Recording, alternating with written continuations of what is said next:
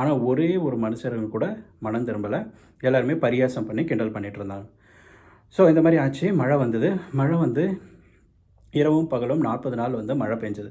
மழை பெஞ்சு ஃபுல்லாக வந்து எல்லா இடமும் வந்து ஃபுல்லாக நனைஞ்சது. எல்லாருமே பூமியில் இருக்க எல்லாருமே அழிஞ்சு போனாங்க. நோவாவும் அவனுடைய குடும்பமும் மட்டும் காப்பாற்றப்பட்டாங்க. அந்த இடத்துல அதுக்கப்புறமா வந்து பார்க்குறாங்க. அதுக்கப்புறம் 40 நாள் கழித்து தண்ணி வந்து கொஞ்சம் கொஞ்சமாக வற்ற தொடங்குது. அதுக்கப்புறம் இவங்க வந்து செக் பண்ணுறாங்க, எதுக்கு அது பூமி வந்து தண்ணி வந்துச்சான்ட்டு. அதுக்கப்புறம் தேவன் வந்து காற்றை வந்து இது பண்ணி கீழ்ப்பக்கமாக வீச பண்ணி அந்த ஜனத்தில் இருக்க அந்த ஜனல்லாம் வந்து குறையும்படி பண்ணுறாரு. எல்லோரும் உலகம் ஃபுல்லாக எல்லாமே அழிஞ்சிருச்சு. நோவா குடும்பமும் அதுக்கப்புறமா அந்த பேழையில் இருந்த சில மிருகங்கள் மட்டும் காப்பாற்றப்பட்டது. ஸோ அதுக்கப்புறம் அவங்க வெளியில் வராங்க. வெளியில் வந்ததுக்கப்புறம் சேம், காம், யாபேத் இவங்க 3 பேர், அதுக்கப்புறம் நோவாவோட மனைவியும் நோவாவும் அவங்க மட்டும்தான் வந்து மொத்தமாக இருக்கிறாங்க. மொத்தமாக வந்து 8 பேர். அவங்க 3 பேர், அவங்க மனைவிகள் 3 பேர், 6 பேர், நோவாவும் நோவாவோட மனைவியும் மொத்தம் 8 பேர். அவங்க வராங்க. அதுக்கப்புறம் நோவா வந்து கர்த்தருக்கு வந்து ஒரு பலி செலுத்துகிறாரு. சுத்தமான ஒரு ஆட்டை வந்து தேர்ந்தெடுத்து அவங்களுக்கு வந்து கர்த்தருக்கு வந்து பலி செலுத்துகிறாரு. பலி செலுத்தினோன்னா கர்த்தர் வந்து சுகந்த வாசனையை வந்து முகர்றாரு. அப்போ தான் வந்து அந்த இடத்துல அவங்களுக்கு ஒரு உடன்படிக்கை பண்ணுறாரு. இனிமேல் வந்து ஜலத்தினால நான் இந்த உலகத்தை வந்து அழிக்க மாட்டேன் அப்படின்னு சொல்லிட்டு அதுக்கான உடன்படிக்கையாக வந்து வானவில் அந்த வானவில்லை வந்து வைக்கிறாரு. அது வரும்போதெல்லாம் நான் இதை வந்து நினைவு கூறுவேன் அப்படின்னு சொல்லிட்டு நோவாவையும் சந்ததியும் ஆசீர்வதிக்கிறாரு. நீங்கள் வந்து பலிக்கு பெருகி உலகத்தை நிரப்புங்க. இந்த மாதிரி எல்லா விதமான காரியங்களிலும் சகல விதமான ஆசீர்வாதங்களையும் அவங்களுக்கு வந்து கொடுக்குறாரு. ஆதாமுக்கும் ஏவாளுக்கும் அந்த மனிதர்களுக்கு சுதந்திரமாக கொடுத்தாரு. அதை வந்து பிசாசுக்கிட்ட எழுந்து போயிட்டாங்க. ஸோ இப்போ இந்த இடத்துல வந்து நோவாவுக்கு வந்து எல்லா விதமான ஆசீர்வாதங்களையும் எல்லாவற்றையும் கொடுக்குறாரு. அந்த அந்த உலகத்தை வந்து சுதந்திரங்கள் எல்லாத்தையும் கொடுக்குறாரு.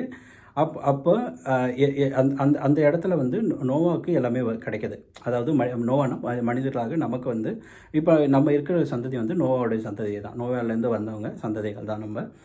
அந்த சுதந்திரங்கள் எல்லாமே இருக்குது. ஸோ ஆண்டவர் வந்து கொடுக்குறாரு. இவங்க வந்து பலுகி பெருகி பூமியை வந்து நிரப்புங்க அப்படின்னு சொல்கிறாரு. அந்த மாதிரி எல்லாமே பண்ணுறாங்க. ஸோ இந்த இடத்துல நம்ம நாள் வந்து நோவா வந்து திராட்சை ரசம் குடிச்சிட்டு ட்ரெஸ் இல்லாமல் படுத்துட்ருக்காரு.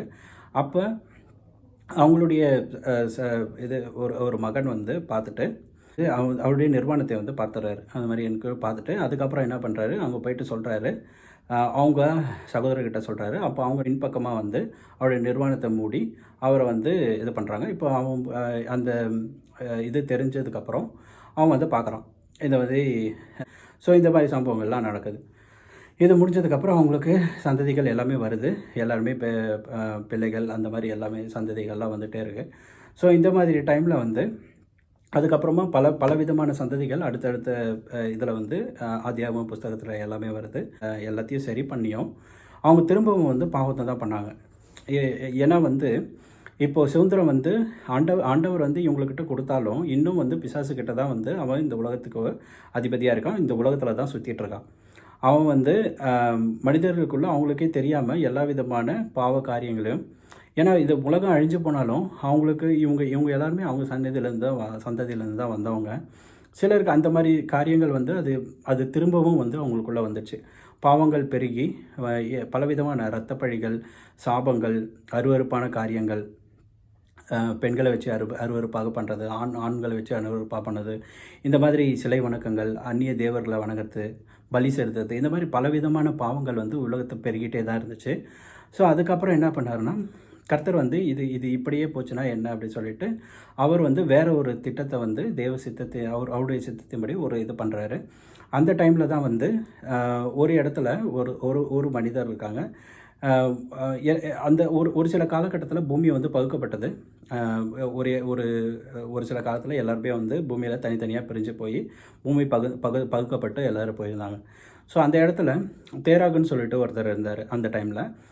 ஸோ தேராகுன்றவர் அவர் என்ன பண்ணுவார்னா, அவர் வந்து சிலை செய்கிற ஒரு ஆள். அதாவது எல்லாருமே வந்து எனக்கு ஒரு சாமி சிலை செஞ்சு கொடுங்க அப்படின்னு சொல்லிட்டு சொன்னாங்கன்னா, இந்த மாதிரி இவர் சும்மா எதனா ஒன்று செய்வார். அதை வந்து ஒரு சிலையாக செஞ்சு கொடுப்பாரு. அதை வந்து தெய்வமாக எடுத்துகிட்டு போயிட்டு வணங்குவாங்க. ஸோ இந்த மாதிரி தேராகுக்கு இருக்கிற ஒரு மகன் தான் வந்து ஆபிரகாம். ஸோ ஆபிரகாம் வந்து கர்த்தர் வந்து கொடுத்த அடுத்த திட்டம் என்னன்னா, நமக்குன்னு ஒரு சந்ததிய வந்து ஒரு ஜனக்கூட்டத்தை ஏற்படுத்தணும். அந்த ஜனக்கூட்டத்தை ஏற்படுத்தி, அவங்க வந்து நமக்கு உண்மையும் உத்தமமா இருக்கணும். அவங்கள வச்சு இந்த உலகத்த ரட்சித்து, உலகத்த வந்து நம்ப காப்பாத்தணும். நம்ம வந்து திரும்பவும் மீட்டுக்கொள்ளணும் அப்படின்னு சொல்லிட்டு ஒரு பிளான் வச்சிருந்தாரு. ஸோ அதுக்காக தான் ஒருத்தர தேடிட்டு இருந்தாரு. அதில அந்த ஒரு விசுவாசத்தின் தகப்பன் அப்படின்னு சொல்லிட்டு பேர் பெற்றவர் தான் ஆபிரகாம். ஸோ தேராகோட மகன் தான் வந்து ஆபிரகாம். ஸோ ஆபிரகாம் எதுக்காக சூஸ் பண்ணார்னா, ஆபிரகாம் வந்து ஒரு நல்ல ஒரு தேவ மனிதர். அதாவது ஆண்டவரை பற்றி தெரியாது. தெரியாம இருந்த காரியத்தில உண்மையான தெய்வம் யாரு அப்படின்னு சொல்லிட்டு அவர் வந்து தேடிட்டு இருந்தார். ஸோ சில அ க கார் கார பல விதத்தில வந்து இந்த மாதிரி அவருக்கு அவங்களுடைய தகப்பன் வந்து ஒரு சிலை செய்கிற ஒரு ஆளு. ஸோ சிலை செஞ்சு செஞ்சு இதுதான் சாமி, சாமி அப்படின்னு சொல்லிட்டு எல்லார்கிட்டயும் குடுத்துட்டு இருந்தாரு. ஆனா இவர் வந்து அத நம்பல. எப்படி வந்து ஒரு சிலை வந்து ஒரு உண்மையான கடவுளா இருக்க முடியும் அப்படின்னு சொல்லிட்டு அவர் உண்மையும் உத்தமமாக இருதயத்தில தேடிட்டு இருந்தாரு. ஸோ அந்த டைம்ல ஒரு நாள் என்ன ஆச்சுன்னா, ஆபிரகாம் வந்து அவங்க தகப்பன்கிட்ட கேட்குறாரு, எனக்கு வந்து உண்மையான கடவுளை வந்து பார்க்கணும். யார் அப்படின்னு சொல்லிட்டு இது கேட்டபொழுது, அவர் என்ன பண்ணுறாரு, இங்கே பாரு அவங்க ஒரு குடோன் மாதிரி வச்சுருந்தாங்க. ஒரு இடத்துல சிலையெல்லாம் செஞ்சு ஒரு ரூமில் வந்து வச்சுருந்தாங்க ஒரு இடத்துல. ஸோ அங்கே எடுத்து போய் காட்டுறாரு, இந்த இந்த இந்த சிலைகள் தான் வந்து தெய்வங்கள். இதை தான் நீ வந்து வணங்கணும் அப்படின்னு சொல்லிட்டு சொல்கிறாரு. ஸோ அப்போ இப்போ இவர் என்ன பண்ணாரு, இவர் அதுவும் நம்பலை. ஆபிரகாம் வந்து அதையும் நம்பலை. நம்பாமல் என்ன பண்ணிட்டு இருந்தார், இது வந்து இவங்க இதை தான் சிலைன்னு சொல்கிறாங்க, இந்த சிலையை தான் தெய்வம்னு சொல்கிறாங்க, அது எப்படி கரெக்டாக இருக்கும் அப்படின்னு சொல்லிட்டு இவர் யோசிச்சுட்டு இருக்காரு. அப்போ என்ன அது ஒரு நாள் நைட் என்ன பண்ணார், போயிட்டு எல்லா சிலையில் இருக்கிற தலையையும் வெட்டி எடுத்துட்டார். வெட்டி எடுத்துட்டாங்க. அடுத்த நாள் காலையில் வந்து தேராக வந்து பார்க்குறாரு, யார் இந்த மாதிரி பண்ணது அப்படின்னு கேட்டதுக்கு, இது இல்லை நீங்கள் தான் வந்து சொன்னீங்களே அவங்க இந்த சிலைகளுக்கெல்லாம் உயிர் இருக்குது, இவங்கெல்லாம் வந்து தெய்வங்கள், அதனால் உங்களுடைய தெய்வங்கள் ஒருத்தர் சண்டை போட்டு அவங்களுக்குள்ளேயே வெட்டிக்கிட்டு இது பண்ணிகிட்டு இருப்பாங்க அப்படின்னு சொல்கிறாரு. அப்போ தேராவுக்கு வந்து தெரியுது இது வந்து ஆபிரகாம் பண்ண வேலை தான் அப்படின்னு சொல்லிட்டு. ஆனால் அவர் வந்து எதுவும் சொல்லலை. சரி இவன் வந்து இந்த மாதிரி பண்ணுறானே அப்படின்னு சொல்லிட்டு விட்டுறாரு. ஸோ இந்த மாதிரி இருந்த ஒரு ஆள் தான் வந்து ஆபிரகாம். கடவுளை வந்து, அதாவது உண்மையான தேவனை வந்து உண்மையும் உத்தமமாக தேடிட்டு இருந்தார், யார் வந்து தேவன் அப்படின்னு சொல்லிட்டு. அந்த மாதிரி டைமில் நம்முடைய பிதாவாகிய கர்த்தர் வந்து ஆபிரகாமுக்கு தரிசனமாகறாரு. தரிசனமாகிட்டு அவர் வந்து சொல்கிறாரு, இந்த மாதிரி வந்து நான் தான் வந்து வானத்தையும் பூமியையும் உண்டாக்கின சர்வ வல்லமையுள்ள தேவன்.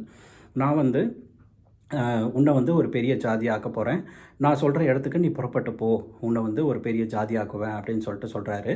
அது அந்த விசுவாசம் வந்து யாருக்குமே வராது. இப்போது யாருமே தெரியாத ஒருத்தர் வந்து நம்மக்கிட்ட பேசுகிற கடவுள் வந்து பேசுகிறாரு, நான் தான் உண்மையான கடவுள், நான் சொல்கிற இடத்துக்கு போ அப்படின்னு சொல்லிட்டு அவர் வந்து அவர்கிட்ட எந்த வார்த்தையுமே கேட்கல. ஆண்டவரே நான் எங்கே போகணும், நீங்கள் வந்து போ சொல்கிறீங்க, எந்த இடத்துக்கு போகணும்னு நீங்கள் சொல்ல. ஆண்டவர் வந்து என்ன சொல்லணும், நான் சொல்கிற இடத்துக்கு போ அப்படின்னு மட்டும்தான் சொல்கிறாரு. ஆனால் இவர் வந்து என்ன பண்ணாருன்னா, உடனே அடுத்த நாளே வந்து எல்லாத்தையும் எடுத்துக்கிட்டு கிளம்புறாரு. ஆனால் ஆண்டவர் என்ன சொன்னாருன்னா, நீ உன் ஜனத்தையும் உன் இனத்தையும் உனக்கு உண்டான எல்லாவற்றையும் விட்டுட்டு நான் சொல்கிற இடத்துக்கு போ அப்படின்னு சொல்கிறாரு. ஆனால் இவர் என்ன பண்ணுறாருன்னா, எல்லாத்தையும் எடுத்து கிளம்பிட்டாரு. ஆனால் பண்ண ஒரு இது என்னென்னா, அவருடைய அவங்க தகப்பனையும், அதாவது அவங்களுக்கு இருந்த எல்லாத்தையுமே எடுத்துக்கிட்டு கிளம்புறாரு. எடுத்துகிட்டு கிளம்பி போகிறாரு. ஒரு இடத்துல போயிட்டு ஆனால் அதுக்கு கடவுளுடைய, அதாவது கர்த்தருடைய வார்த்தைக்கு அப்படியே கீழ்ப்படிஞ்சு போகிறாரு. கீழ்ப்படிஞ்சு கிளம்பி போகிறாரு. கிளம்பி போயிட்டு அதுக்கப்புறம் ஒரு இடத்துல போயிட்டு இருக்கிறாங்க. அவருடைய சகோதரர், அதாவது ஒரு சொந்தக்காரர் லோத்து அப்படின்னு சொல்லிட்டு ஒருத்தர் இருந்தார். அவரும் வந்து இவர் கூட கிளம்பி போகிறார். ஸோ ஆனால் ஆண்டவர் சொன்ன விஷயம் என்னென்னா, உன் ஜனத்தையும் உன் இனத்தையும் எல்லாத்தையும் விட்டுட்டு நீ மட்டும் வா அப்படின்னு சொன்னார். ஆனால் இவர் எல்லாத்தையும் எடுத்துகிட்டு போகிறாரு.